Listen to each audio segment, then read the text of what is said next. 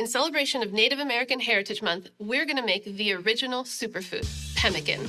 This sort of power bar is a mixture of meat, fat, berries that dates back over 5,000 years.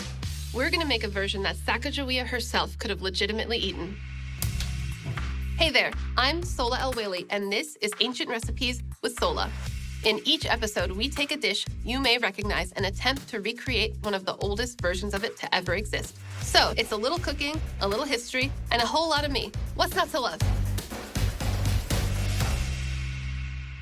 Pemmican is packed with almost 3,500 calories per pound. It requires no cooking, is easy to carry on the go, and lasts a long time.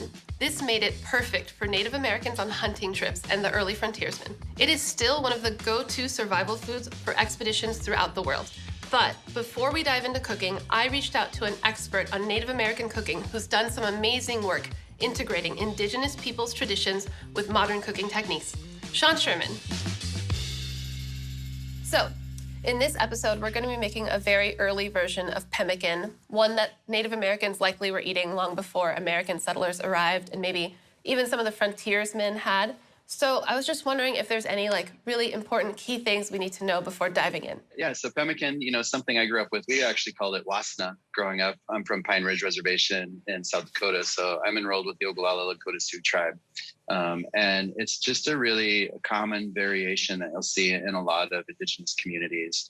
And it's really important to understand that there's so much immense diversity amongst indigenous peoples across North America that a lot of these cooking styles share a lot of commonalities, but there's also an immense amount of diversity. So it really depends on some traditional recipes of animals utilized, of different kinds of berries or fruits or other ingredients that might have been mixed into these kinds of recipes. But it's something so simplistic and so nutritionally packed at the core, because it's just usually typically dried meat, dried berries, and some fat, and allowing it to travel and preserve for quite a long time. And food preservation is such an important part of the lesson of this particular dish. Today, we're going to make one using bison and bison fat and chokeberries. What are some of the ones that your tribe would make? We actually would have utilized a lot of bison also traditionally. Choke cherry, which would have been, different than the aronia or the chokeberry, is the traditional berry that we utilize. So typically it was those pieces: bison fat, and choke cherry. I also saw that you make a really cool modern version with wild rice and duck. So could you tell us a little bit about what inspired that version? I think it's just looking at other protein options. So for us, we cut out colonial ingredients, things that didn't exist on this land before. So we cut out beef, pork, chicken, dairy, wheat flour, cane sugar, things like that, and really focused on what was around us. So understanding that all proteins, once they were harvested, would have had to have been preserved right away. And this is such a great and easy preservation method. So just looking at other really tasty animals. So we've made this particular dish with all sorts of things. We've made it with beaver, we've made it with duck, we've made it with goose, We've made it with bear, we've made it with moose, we've made it with elk, venison, bison.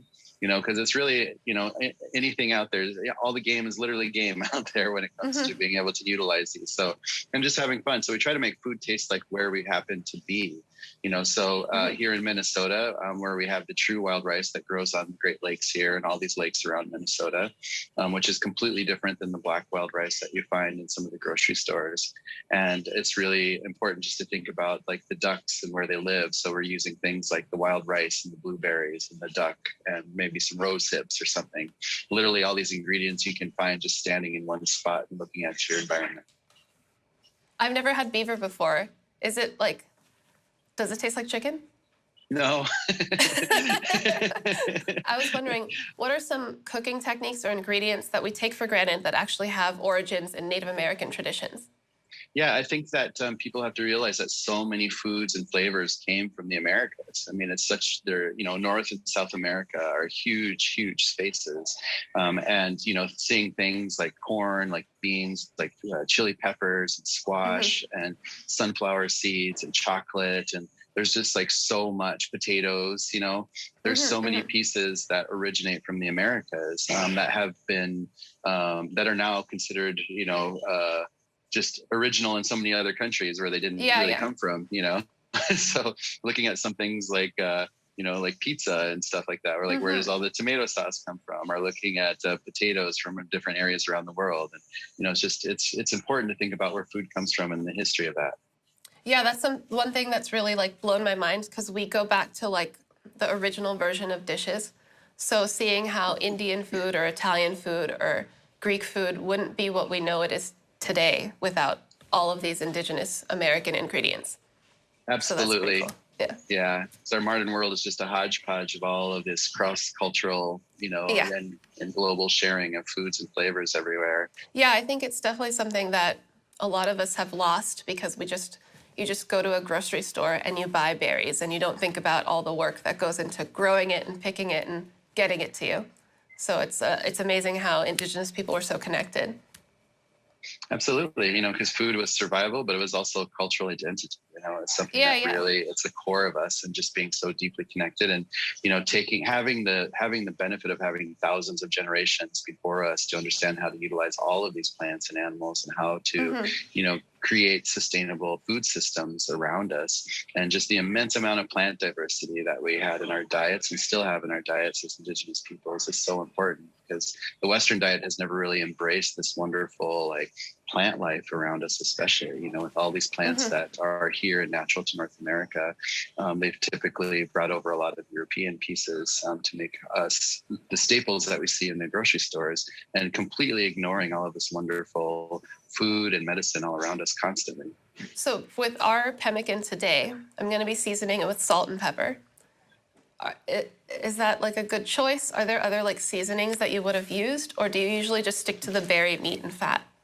We actually don't even utilize black pepper because it's not natural here. So, that makes sense. Maybe we should lose the pepper. Okay. So salt is fine. Salt's got a long history, and we need sodium as humans to survive, and animals in general.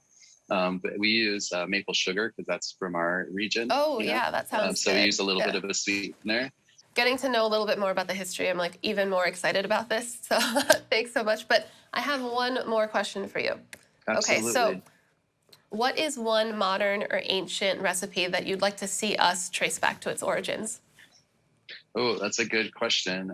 So I think that have you guys done something as simple as just tamales and nixtamalized corn and stuff like that? It's coming up. Yeah, Good. I'm really excited about that. Yeah. Yeah, we're processing hundreds of pounds of nixtamal at our kitchen. It's such a cool history. So that's a really great one.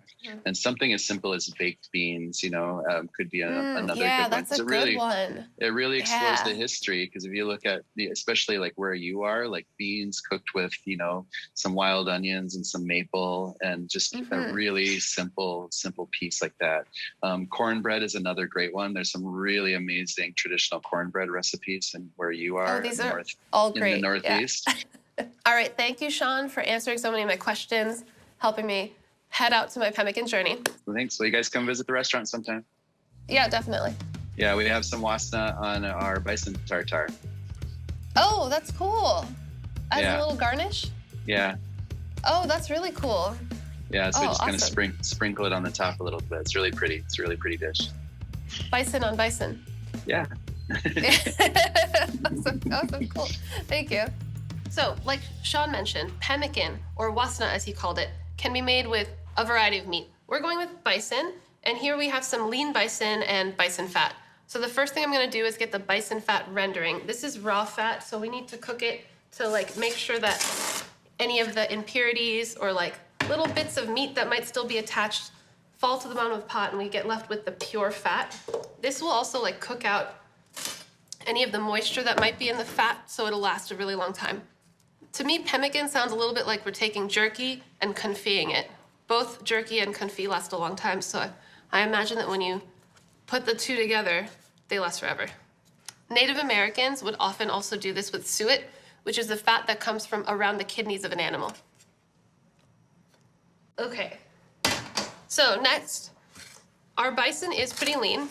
I'm gonna thinly slice it to dry, but also as I'm slicing, I'm gonna trim away any little bits of fat that are here and add it to the pot, and then we're gonna get the pot in the back rendering.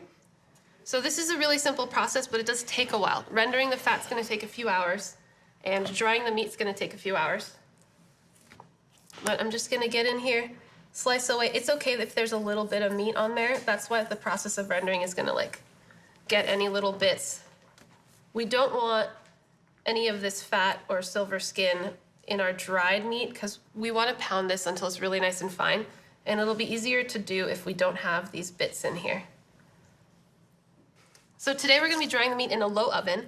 Sean, for his modern pemmican, the one that he does with duck and wild rice, he does that in a dehydrator, but he said back in the day they would have just done it by a fire or just leave it out on a hot day.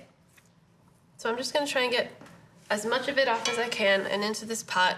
So I'm gonna render the fat with, I like to put a little splash of water in there just to help it along. Not much. And you actually, not everybody does that. And I wanna slice the meat like thinly and against the grain. So using a long blade helps with that so we can get nice, even slices. Just like you would for jerky. The first one is never great. Just like pie, just like cake, but we'll get there. Second one's already better, yeah? Whoa, look at that. I think I'm gonna love this because I like beef jerky a lot. This is just gonna be like beef jerky in a bar form, so what's wrong with that? So I'm just gonna keep going here. So Lewis and Clark kept really detailed journals of their expedition, and they did mention pemmican a couple of times. So this is definitely something they ate, and very likely something Sacagawea ate when she was leading them through their expedition.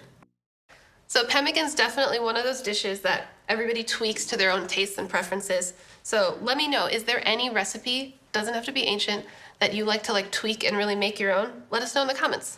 My favorite thing when I render fat is when you have those little bits of meat and your fat renders, they get really crispy and turn into little meat snacks. My favorite part. Those are like the cook snacks that are just for the people in the kitchen. So whenever I get chicken, I like to get a whole chicken, even if I'm not gonna use, even if I'm gonna break it down to parts, because you can take off all that back fat, render out that neck fat, and then have your own like chicken fat. I like to have a little pot of chicken fat in the fridge.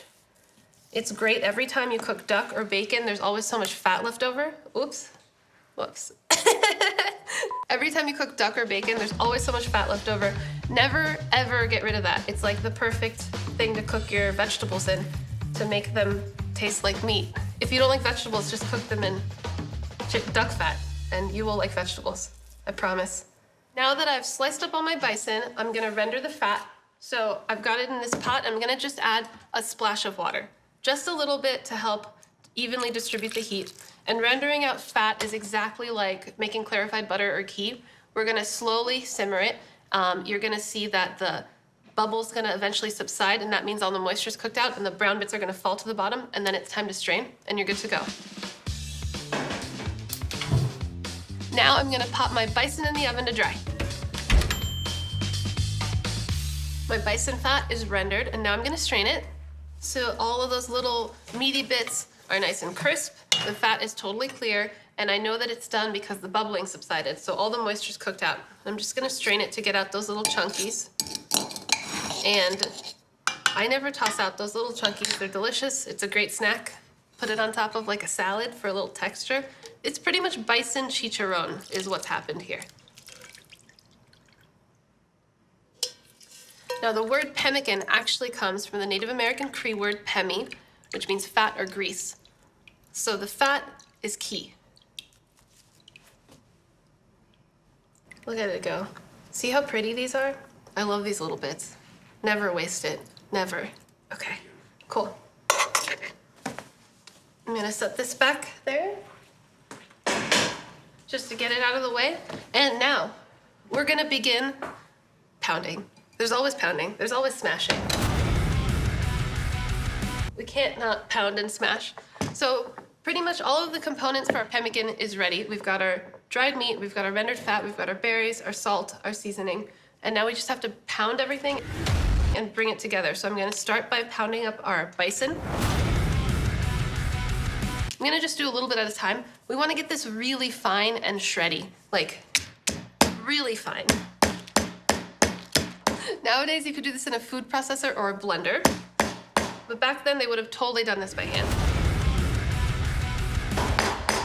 And we're gonna smash this until it's like a ground, almost fluffy texture. It kind of is gonna look a little bit like salmon furikake, If you've seen that, that's when you like steam a piece of salmon and you cook it in a bowl, stirring constantly, and you get these like really pretty little salmon threads. We're gonna end up with little pretty little bison threads. It's kind of happening immediately. It's crazy. Like, you wouldn't think meat could do that, but it's getting really nice and powdery and light.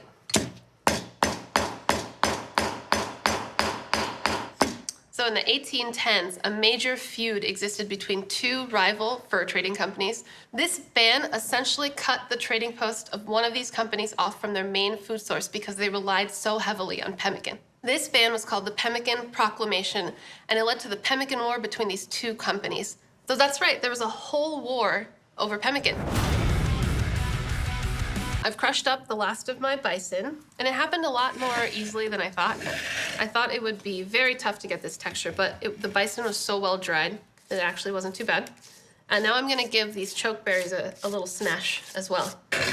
Okay, here are my chokeberries. I know Sean mentioned choke cherries, but we weren't able to find that. But you know, everyone does their own thing with pemmican, so I think it's totally fine. I'm gonna do a few at a time so we can get a nice even grind. Pemmican was a very important and very popular survival food during the exploration of Antarctica in the 20th century.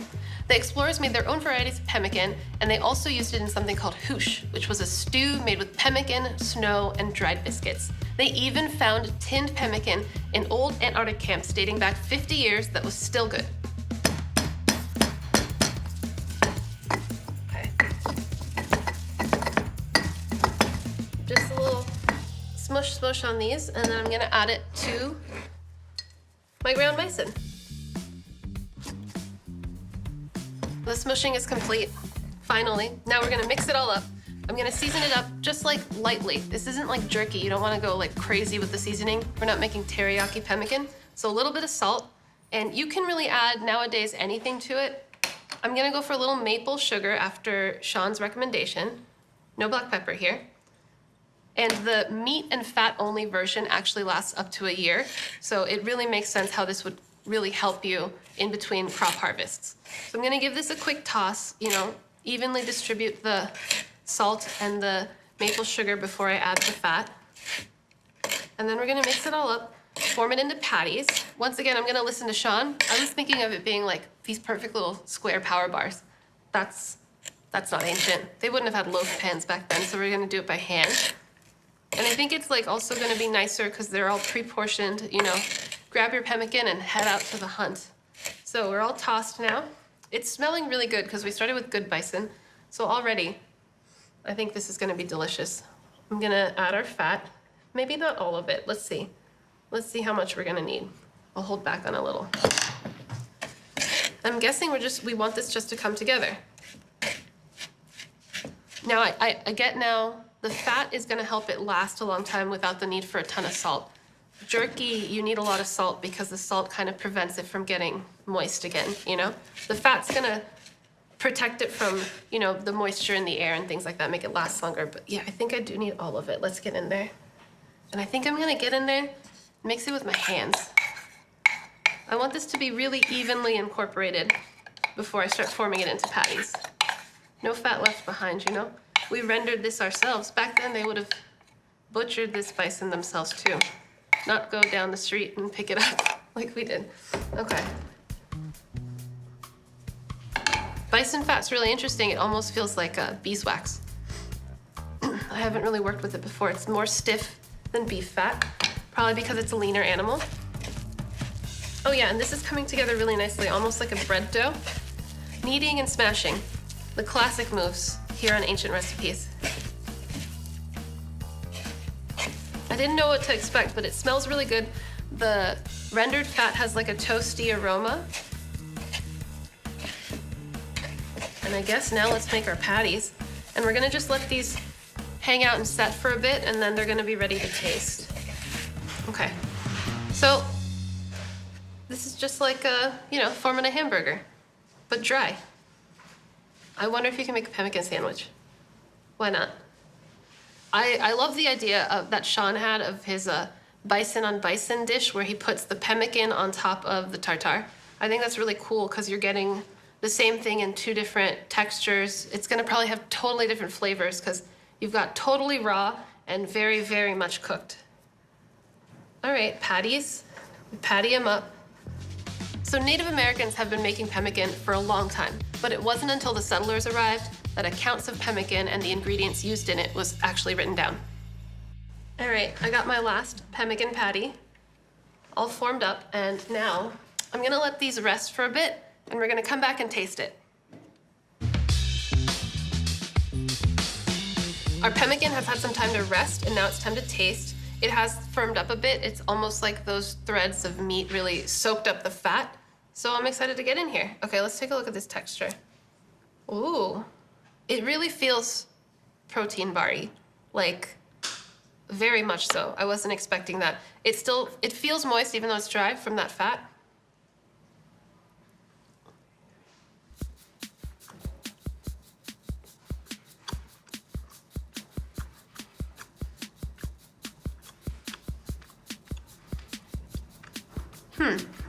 Okay.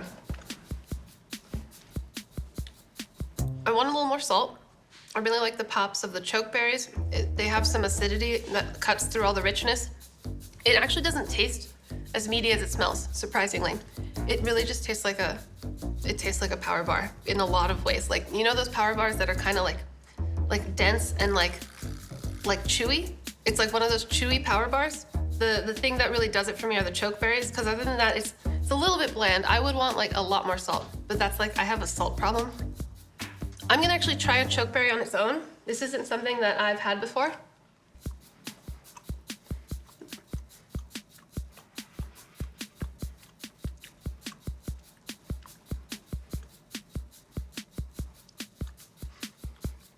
You guys know, I'm a slushur. It's, the texture's a lot like a blueberry, but it's not as sweet. It's a lot more tart, and there's a little bit of like grittiness. I get the feeling there's a lot of tiny seeds in there, but it's more this tart, earthy flavor that I can see how it would pair well with a lot of gamey meats. But yeah, this is cool. Because the meat was ground up so fine, it like kind of falls apart in your mouth, and then the fat warms up in your mouth too, so it almost like has this meltingness, and the little pops of chokeberry are great. I mean, this is super interesting. I think the coolest part about this episode for me is growing up, the only Native American food I ever heard of was fry bread, which isn't even like indigenous. Wheat's not indigenous to here, so I think it's really cool to see something that's truly indigenous to the people from this country. I think that I would want to try this with like maybe some non-indigenous ingredients. I think it would be really cool to do this with lamb and dates and like spice it up like biryani. Maybe like garam masala in there. Is that wild? I don't know. If you were to make pemmican, what would you put in there? You know, I think that you can change up the seasoning. A lot of the tribes in the South add allspice in there for a little kick. It's been documented that they've added nuts or tubers. So what would you do? I want like more chokeberries. The texture on its own can get a little bit redundant, but I can see how this would really keep you going. I feel stronger already. Like I'm ready to go hunt a bison and make more pemmican, right? Right? That's what I want to do. I don't know. I think this is really cool, and I can see how one of these could really keep you going. It's like you got your whole lunch in your hand. What more do you need? Now, after tasting this, I'm even more excited to try Sean's bison tartare with bison pemmican, because it's really all about the texture. This has like kind of a soft, crumbly texture, and I imagine on like tender, succulent tartare, it would really like pop. If you like this episode, be sure to like and subscribe, and if there's any ancient or vintage recipe you want to see me try out, let us know in the comments, and I'll see you next time.